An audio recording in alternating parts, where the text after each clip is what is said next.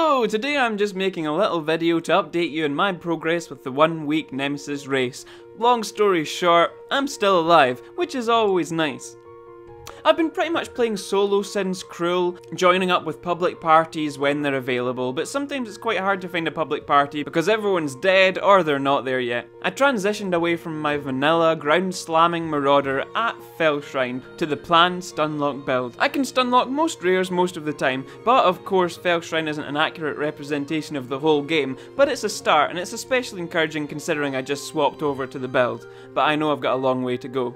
I really like this build in a party. I feel like it's got a specialised, defined role. Like when I'm rolling with a party, I see a rare, I run straight to it and just start wailing on that guy. Heavy Strike and Melee Splash work really well together.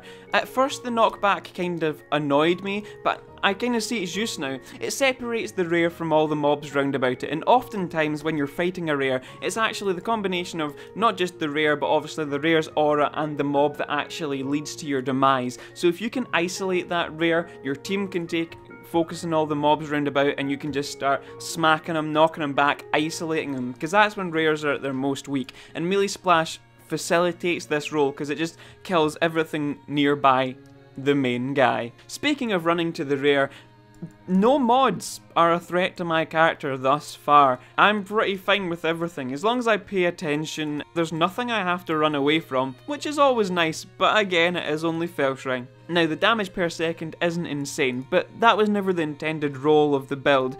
But it is decent, and I can definitely see it only getting better with time. In terms of drops, I've not had anything insane drop. I did get a multi-strike very early on in the league. I traded that for 6 chaos, which really gave me the cash injection I needed. I've bought a full set of gear just when I hit 60 at Fellshrine just to get up my resistances, because I don't want to venture out past Fellshrine with weak resistances. I feel like from the start of Merciless, my resistances have been fairly poor. I mean, like negative cold, about 30 fire, 30 lightning, but now I'm up at full for all of them and I feel confident to progress past Fellshrine. One of my favourite features of this build is the endurance charge and melee stun. I don't think I've ever really used this skill. I've just relied on enduring cry linked with cast when damage taken, and whilst yeah, that is great, I just feel like the control I have over endurance charge and melee stun with this build is great. You know, if I'm going toe to toe with one boss, I want to know that I can keep up all my charges all the time. Now with Enduring Cry, that just isn't possible. If there's only one guy there, you're only getting one endurance charge, whereas if I'm wailing in this guy constantly getting stuns, I've got like 7 or 8 endurance charges. I can't remember how many endurance charges I've got, but I think I've got a couple from the skill tree. I think I want to get one more from the duelist area, and I'm going to get one from my best friend Oak very shortly.